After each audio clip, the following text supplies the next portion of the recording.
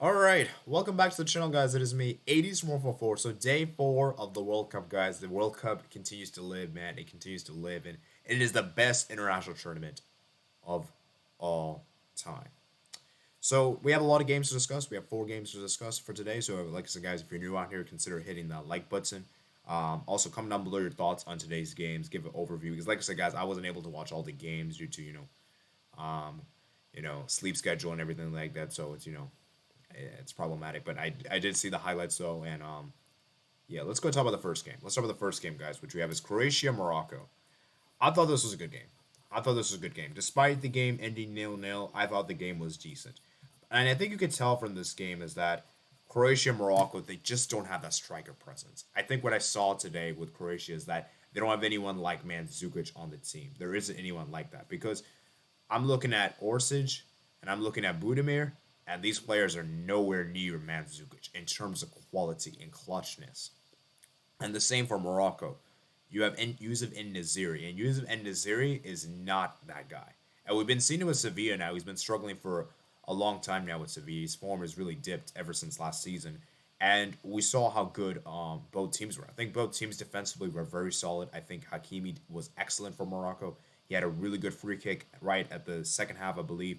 Very, very good save from Likovic, Levakovic. I believe that's how you pronounce the name. As for Croatia, man, they just struggle to score goals. Both of these teams, what I saw today is that they're very low scoring. They're not going to score a lot of goals. And for Morocco, their best attacker is Hakimi, without a doubt. Hakimi is their best forward. He's better than Ziyech. He's better than En-Nesyri. He's better than these other players you have. And I think for Morocco, they'll take a point. I think this is a great point for them, a valuable point for them. And for Croatia, man, this is a bit disappointing. I expect a little bit more from Croatia. I knew this would always be a close game. And I just think for Croatia, man, it's going to be interesting. As for Mazrori, he got a big injury in the game that is going to be really, really disappointing. Hopefully, he can recover for the next game because Mazrori is a very important player for them. And that guy that replaced him was terrible. I'm sorry, that guy was a terrible replacement in my opinion. He didn't do a good job whatsoever. I can't quite remember the name. But yeah, I mean, overall, this is a good earned point for both teams. And like I said, for Croatia, man, they have their next game against Canada, and for Morocco, their next game is against Belgium. So, for Morocco, they need to try to get something against Belgium, preferably a draw, and then they got to beat Canada in the final match day. As for Croatia, they got to beat Canada. They have to beat Canada. And if they do beat Canada, Canada will effectively be eliminated of the World Cup. So we'll get to Canada's game in a bit. However, I gotta give man of the match to I think I'm gonna give it to Hakimi. I think Hakimi was the best player on the day. I think he was very good on the day, and very good performance from him. So as I said, I didn't watch the full game, so just FYI, there are things I probably missed. There are probably some big chances from my miss, and so if you guys did watch this game, let me know in the comment section below what you guys think. Overall, I think a draw of the fair is a result, and it'll be interesting to see what they can do the next match day. All right, now, oh my god, oh my god, Japan, man, Japan, Japan, Japan. Wow, I told you guys, don't sleep on Japan. I predicted, and I made my new predictions. I said Japan would finish second in the group. I commented that in my group stage predictions. I actually thought Spain would miss out, but it's actually more likely that Germany's going to miss out because I knew for a fact that one of Germany or Spain would miss out. And I had a feeling it would be more likely Spain just because I haven't really been that convinced with them. We'll get to Spain in a bit, don't worry. But Germany, man. Germany, man. Wow. What a win for Japan. This is a huge performance, man. And I think it just shows that Asian nations are, you can never underestimate them, because Japan and Saudi Arabia proved to everyone that Asia actually can do something. And remember, guys, people are forgetting this World Cup is being held in Asia. It's not being held in Europe. It's not being held in Africa. It's not being held in any of these confederations. Asia had the home advantage, and none of the other confederations can boast that kind of thing. Also, they have the second most teams in the World Cup as well, with 6 nations. Only UEFA has more than them.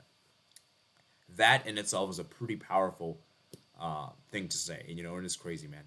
Japan may look great. I think today they look so good on the day. And I really wish I watched this game. Unfortunately, I didn't get to watch this game. But they looked fantastic. They looked fantastic on the day. As for Germany, I was really disappointed with Germany. I expected more from Germany. Defensively, it looked really, really shocking. at times. That first goal was a penalty from Royem. The first goal was actually disallowed for Japan. Actually, I believe it was offside. I think Mitoma actually scored. I believe, and yeah, Germany, man, they just don't have the striker, man. They don't have that striker presence. Similar to what I said for Morocco and Croatia, they don't have that striker presence. There isn't anyone like Miroslav Klose. You have the next comparable thing guy, Kai Havertz, and we've been seeing how Kai Havertz has been for Chelsea. A lot of Chelsea fans have been super annoyed with him. They actually want, I believe, who is that guy? Borja to start over him, which is actually saying something. Like, you want Borja to start over Kai Havertz, who scored in the Champions League final a few seasons ago. And I just think that for Germany, man, they just looked really cool. Their attack just looks dry. And I'm looking at players like Gnabry. Gnabry's not really been the same ever since he won the Champions League. Leroy Sané didn't play the same. I think Leroy Sané could have done a great thing in this game. I think it could have been helpful for the Germany attack. And then obviously you have Jamal Musiala, who is a good player, but he isn't like, I know he's been good for Bayern, but he's not really like, he's not really that goal scorer. He's not really played enough games for Germany, so he's a bit young to the system. I think you still have Thomas Muller, and as good as Thomas Muller is, he's past his prime. He's not that guy anymore as he used to be.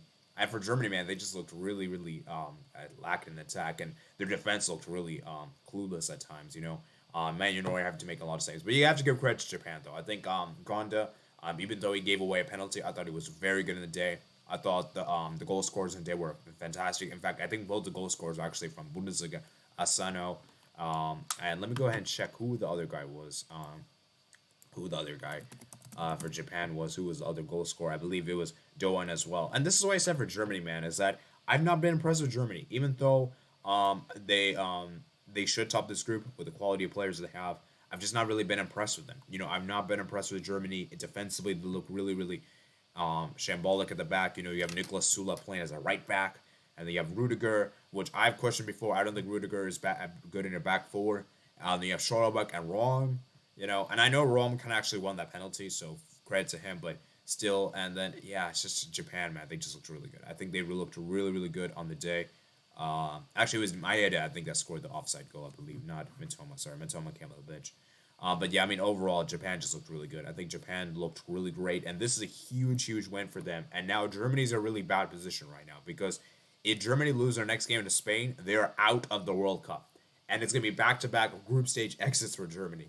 Who would have thought this, guys? Who would have thought that coming into this World Cup that Germany will be dumped in the first round yet again? And yeah, man. So for Japan, man, kudos to them, man. A very underrated nation. I believe I predicted them to advance, and yeah, it's gonna be crazy, man. And it could be at the expense of Germany, man. It could be at the expense of Germany. So, as I said, congratulations, Japan. And we'll see, man. We'll see what happens, man. We'll see what happens. All right, for the next game we have here, Spain, Costa Rica. Guys, I gotta apologize for my Spain slander. I actually was one of the few people that predicted Spain to get knocked out in the group stage. And I sincerely have to apologize because Spain looked really good on the day. And I know people are going to say it's Costa Rica, and I get it. Costa Rica is not that same team from 2014. I get it. But credit has to be given because I have to apologize for Spain. They looked really good on the day. Lucho has done a great job with this team. This team is looking so good. And they're playing so well. Like, I think the Spanish forwards have been great today. The Barcelona players really showed up today. Gavi, Pedri, Ferran Torres, those three in particular had a great game. Even Asensio and Dani Olmo had a great game. Carlos Soler, Jordi Alba. This whole Spanish team looked really good. Now, granted, I do think tougher tests lie ahead. I don't think Spain is, by all means, I don't think this is going to be, this alone is improving to me that they're going to win a World Cup right now. But I do think it proves that they have enough quality to advance from the groups.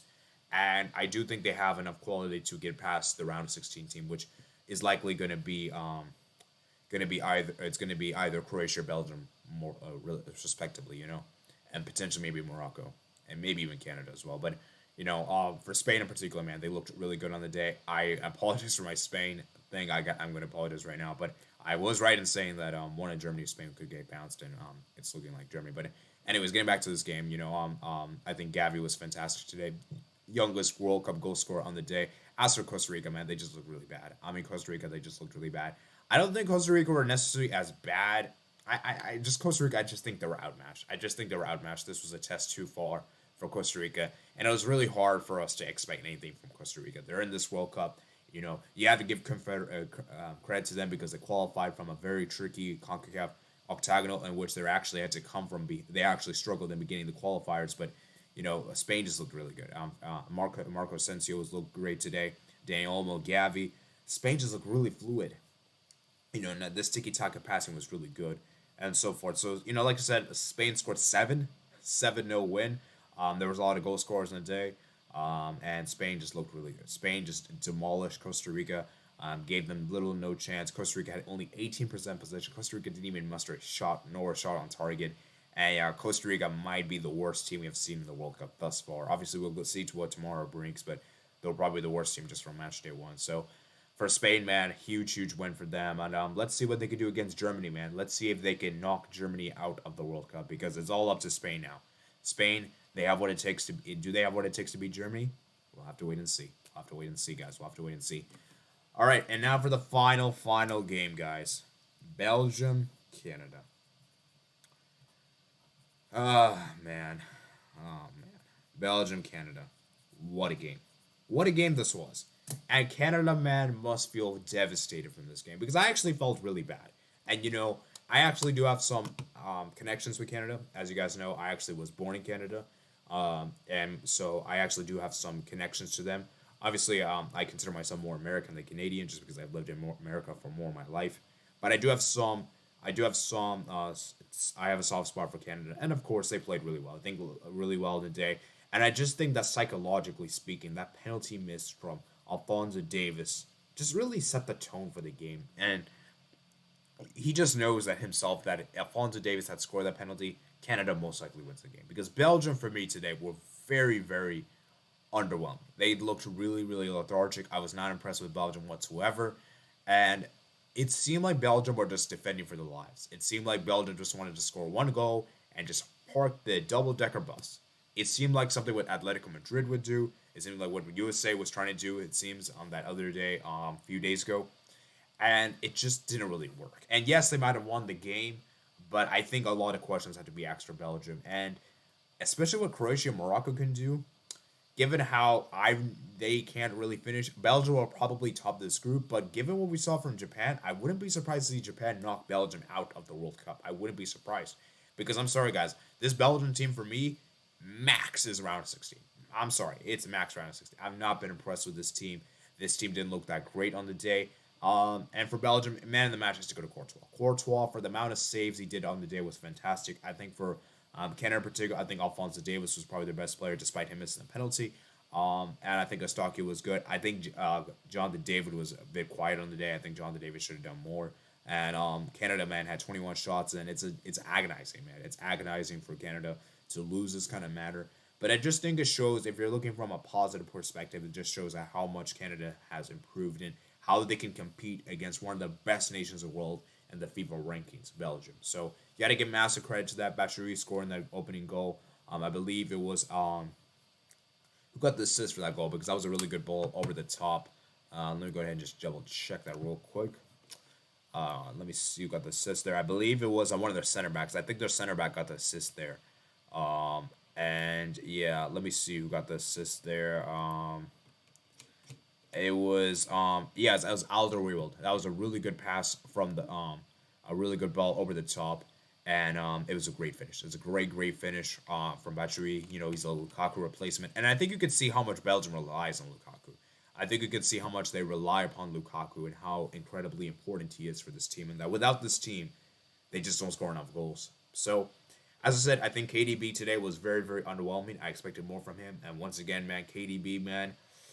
He wasn't good for me on the day, and yeah, Belgium just, for the most part, were very underwhelming. So, as I said, that's my overall thoughts on the 4 games. I want you guys to comment down below your guys' thoughts in the comment section below. And guys, if you're new out here, consider hitting that subscribe button.